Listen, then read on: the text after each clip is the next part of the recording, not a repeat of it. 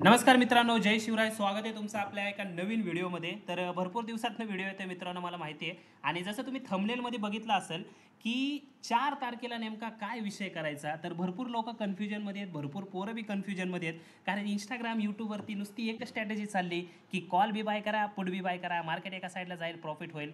पण एकदम भंगरी स्ट्रॅटेजी वाटते मला. कारण त्या दिवशी चुकून जर मार्केट साइडवेज राहिलं, तर तुमचा एकदम मोये-मोये होईल, पचकावाडा होईल. त्यामुळे मला असं वाटतं, की थोडं सेफ साईड गेलेलं कधी पण बेटर राहील. त्यामुळं त्या दिवशी नेमकं काय विषय करावा हे तुम्हाला मी जरा या व्हिडिओमध्ये एक्सप्लेन करून सांगतो. व्हिडिओ नीट बघा शेवटपर्यंत. आधीमध्ये व्हिडिओला स्किप बीप करू नका, नाहीतर वांदे होतील. तुम्हाला समजणार नाही काय सांगतोय ते. आणि एक गोष्ट करा मित्रांनो, व्हिडिओ जर आवडला, व्हिडिओ चालू करतो आता, तर व्हिडिओला लाईक करा. जास्तीत जास्त आत्ताच लाईक करून ठेवा, जेणेकरून जास्तीत जास्त मराठी पोरांपर्यंत व्हिडिओ जाईल. त्यांना समजेल नेमका 4 जूनचा काय विषय, नाहीतर सगळे तसेच राहतील. आणि व्हिडिओला शेअर करा त्यांच्यापर्यंत, तुमच्या मित्रांपर्यंत. आणि जर व्हिडिओ आवडला तर चॅनलला पण सबस्क्राईब करून घेऊन टाका मित्रांनो, ठीक आहे.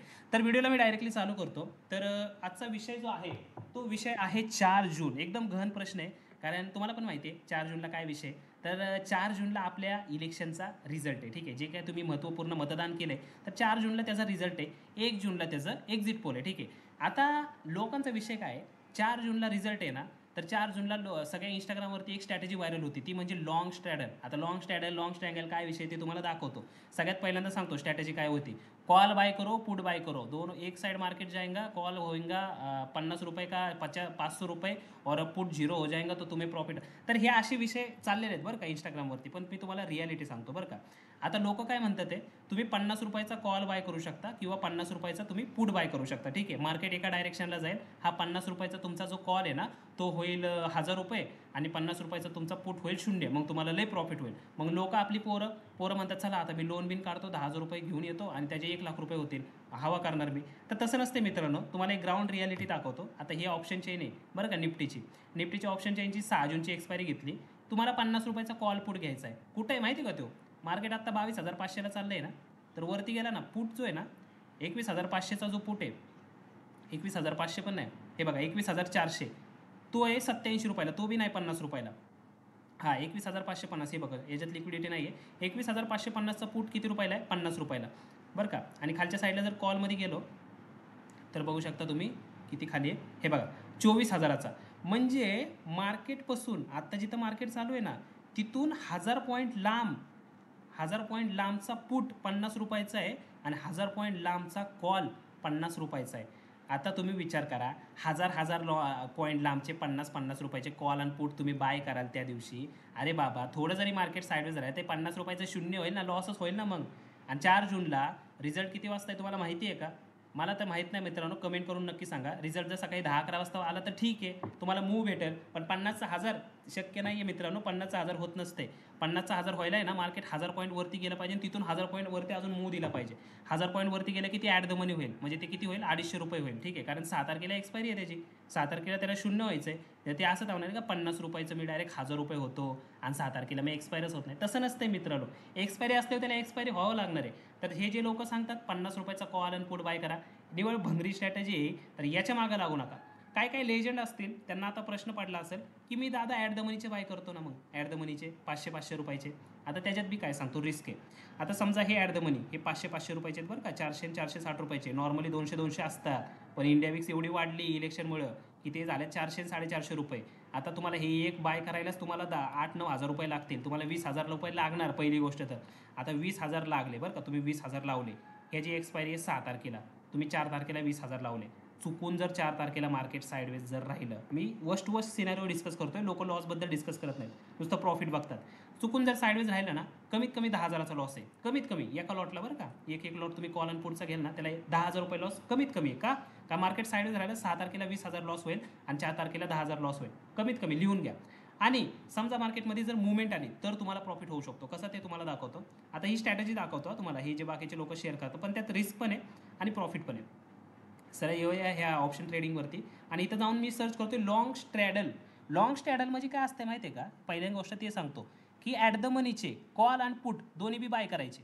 आता त्याचा प्रॉफिट कधी होतो, जर मार्केटमध्ये मूव आला तरच. आता तुम्ही जर या ठिकाणी जर बघितलं, हे बघा या ठिकाणी विषय कसा आहे, जर कॉल आणि पुट जर मी बाय केले, आता एक्सपायरी मी करतो 6 जूनची, हे बघा 6 जूनची एक्सपायरी मारलेली मी.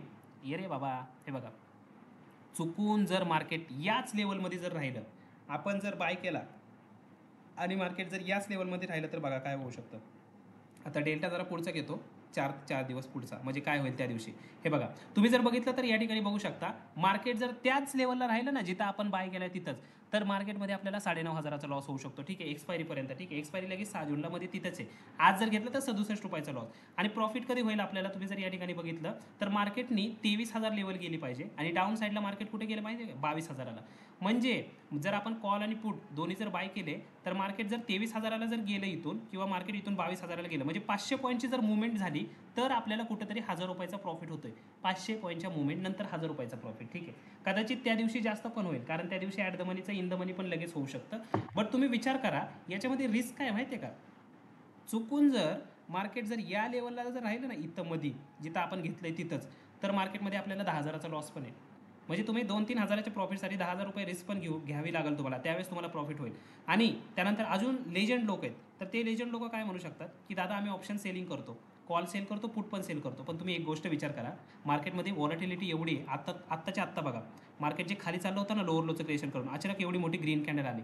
तर ह्या ग्रीन कॅन्डलमध्ये काय होणार माहिती आहे का, हे जे तुमचे प्रीमियम आहेत ना, हे जे प्रीमियम तुम्ही काय करणार, कॉल सेल करणार, हा पुट पण सेल करणार. तर हे 454चं आहे ना, एक मोठी ग्रीन आली ना तर 454चं डायरेक्ट 554. बाई स्टॉप लॉस लावेपर्यंत तुमचं कॅपिटल उडून जाईल. तर ह्या गोष्टी होतात. म्हणजे त्या दिवशी विषय कसा आहे माहिती आहे का, त्या दिवशी ऑप्शन सेलिंग तर करणं लय अवघड आहे. ऑप्शन सेलिंग तर करूच नका, कारण अनलिमिटेड लॉस आहे, तुम्हाला लॉस लय होईल. तुम्हाला बाईंग करायची तर करा, पण अजिबात सगळे पैसे वापरू नका. तुमच्याकडे 1,00,000 रुपये असतील, 10 ते 15,000 रुपये वापरा. तुमच्याकडे 10,000 रुपये असतील, 2 ते 3,000 रुपये वापरा. तुमच्याकडे 50,000 रुपये जर असतील तर तुम्ही 5 ते 10,000 रुपयापासून ट्रेडिंग करा. पण अजिबात सगळे पैसे लावू नका, कारण एकदम गॅम्बलिंग मेंटॅलिटीने लोक येणार आहेत त्या दिवशी, आणि त्या दिवशी प्रॉफिट होणं खरंच अवघड आहे. याच्या आधी खूप वेळा असं झालं आहे की मोठे मोठे इव्हेंट आलेले आहेत आणि इव्हेंटपाशी लोकांनी आधीच तयारी करून ठेवल्यात आणि लोकांनी माती खाल्ली त्या इव्हेंटला प्रॉफिट होत नाही, असं खूप वेळा झालं आहे. आणि हा सगळ्यात मोठा इव्हेंट आहे, 5 वर्षांनी इलेक्शन येतं, रिझल्ट पण येणार आहेत. पण या इव्हेंटला प्रॉफिट होऊ शकतो तुम्हाला, बट तुम्हाला रिस्क कमी घ्यायची. स्टॉप लॉस तुमच्या चार्टमध्ये पाहिजे. चार्टमध्ये म्हणजे तुमच्या प्रीमियममध्ये स्टॉप लॉस लावा. 50-50 रुपयाचे कॉल आणि पुट बाय केले आणि पाच शून्य होईपर्यंत थांबला. कशाला शून्य होईपर्यंत थांबला, आणि 50चे थोडे जरी कमी झाले लावा ना स्टॉप लॉस. कारण कसं आहे, मूव कधी येईल सांगता येत नाही. नाही तर तुम्ही 4 जूनला जर रिझल्ट आहे, 5 वाजता जर आले रिझल्ट, तर बोंबलत बसायला लागला आपल्याला. 4 जूनला रिझल्ट आहे, 4 जूनला रिझल्ट आहे, पण 4 जूनला मार्केट संपल्यावर रिझल्ट आला, काय करणार आहे तुम्ही, मग तुम्हाला 5 जूनला मूव येणार. तर तसं नको व्हायला. त्यामुळे तुमचं कॅपिटल एकदम कमी वापरा, मिनिमम कॅपिटल वापरा आणि एकदम सेफ ट्रेडिंग करा. त्या दिवशी गॅम्बलिंग मेंटॅलिटीने येऊ नका, प्रोफेशनल पद्धतीने ट्रेडिंग करा. जे होईल ते होईल अशाच मेंटॅलिटीने या, आणि फक्त स्टॉप लॉस लावा. ठरवून या आधीच की आज मला 5,000 लॉस घ्यायचा आहे, ठीक आहे 5,000 लॉस मी घेऊ शकतो. 6,000 लॉस घ्यायचा आहे तर 6,000 लॉस मी कम्फर्टेबल, जेवढं तुम्हाला लॉस कम्फर्टेबल आहे तेवढ्याच ह्यांनी ट्रेडिंग करा. जास्त ह्यांनी ट्रेडिंग अजिबात करू नका त्या दिवशी. ठीक आहे, ह्या गोष्टी तर झाल्या मित्रांनो. त्यानंतर तुम्ही एक जर गोष्ट ॲनालिसिस केली तर 1 जूनला आहे ना एक्झिट पोल आहे, 1 जूनला. तर 1 जूनला एक्झिट पोल असल्यानंतर काय होऊ शकतं, कदाचित 3 तारखेला, 1 आणि 2 तारखेला शनिवार रविवार आहे, त्या दिवशी सुट्टी असू शकते. कदाचित एक्झिट पोलमुळे 3 तारखेला मार्केट ऑलरेडी रिॲक्ट करू शकतं, बरं का, करू शकतं. करेल असं 100% म्हणत नाही, कारण आपण बसायचो 4 तारखेच्या भरोशावर, 1 तारखेच्या एक्झिट पोललाच मार्केट वर जायचं, तसं नको व्हायला. पण हे खूप कमी रिअर चान्स आहे, कारण एक एक्झिट पोल आहे ना, कधी कधी काय होतं, फेक एक्झिट पोल पण येऊ शकतं. त्यामुळे त्या गोष्टी पण आहेत, त्यामुळे त्या गोष्टी पण लक्षात ठेवा आणि त्यानुसार तुम्ही ट्रेड करा. मी काही सांगतोय, मी तुम्हाला कुठली स्ट्रॅटेजी सांगत नाही आहे, फक्त मी एकच सांगतोय, तुम्ही सेलिंग थोडी अवॉइड करा. बाईंग तुम्ही करू शकता, बट बाईंगमध्ये जे काय कराल ते एकदम मिनिमल रिस्क घ्या. जास्त रिस्क अजिबात घेऊ नका, नाही तर तुमचं काम 25 होऊ शकतं. हेच माझं सांगायचं कर्तव्य आहे, कारण आजकाल म्हणजे मागच्या काही दिवसापासून इंस्टाग्राम, यूट्यूबवरती भरपूर व्हिडिओ व्हायरल होतात की तुम्ही कॉल पुट दोन्ही बाय करा मग प्रॉफिट होईल. पण मित्रांनो, त्यांच्या नादाला लागू नका. ते येडे आहेत, त्यांना त्यांचं सांगायचं काम असतं, ते स्वतः तसे काही करत नसतात. त्यामुळे त्या गोष्टी थोड्या अवॉइड करा. तुम्हाला कोणती पार्टी येणार आहे, कोणतं काय येणार आहे त्याच्यावरती पण बसू नका. ठीक आहे, आपले नीट ट्रेडिंग करा, प्राइस ॲक्शन दिसते तर ट्रेडिंग करा, नाहीतर नका करू. आणि 4 जूनला जर तुम्ही ट्रेडिंग नाही केली तर लईच भारी, मग फक्त अपक्ष म्हणून बघत बसलं तरी एकदम भारी. पण जर करायचीच असेल तर एकदम मिनिमम रिस्क घ्या आणि त्यानंतर तुम्ही ट्रेडिंग करू शकता. फक्त तुम्हाला दोन्हीकडच्या रिस्क सांगितल्या मी, सेलिंगच्या पण सांगितल्या, बाईंगच्या पण सांगितल्या, लॉंग स्ट्रॅडल अँगल काय आहे कसं आहे सांगितलं तुम्हाला, आणि रिस्क पण सांगितली मी तुम्हाला काय. बट बघू आता 4 जूनला नेमकं काय होतंय. आणि याच्यामध्ये काही डाऊट असेल ना तर कमेंट करून नक्की सांगा. आणि एक गोष्ट मला कमेंट करून सांगा मित्रांनो, की 4 जूनला नेमकं रिझल्ट आहे कधी, इंट्राडेला आहे का मार्केट संपल्यानंतर, ते फक्त नक्की कमेंट करून सांगा. तर मित्रांनो, भेटू आपण आता डायरेक्ट पुढच्या व्हिडिओमध्ये. आणि हा व्हिडिओ जास्तीत जास्त लोकांपर्यंत शेअर करून टाका मित्रांनो, कारण या व्हिडिओमध्ये जास्तीत जास्त लोकांना समजलं पाहिजे की नेमका विषय काय चालू आहे. ठीक आहे, आणि व्हिडिओ तुम्हाला ऑब्व्हियसली आवडला असेल तर व्हिडिओला जास्तीत जास्त लाईक करा, शेअर करा. आणि चॅनलला सबस्क्राईब करा. चला मित्रांनो, भेटू आता पुढच्या व्हिडिओमध्ये. धन्यवाद. तुमचा दिवस शुभ असो.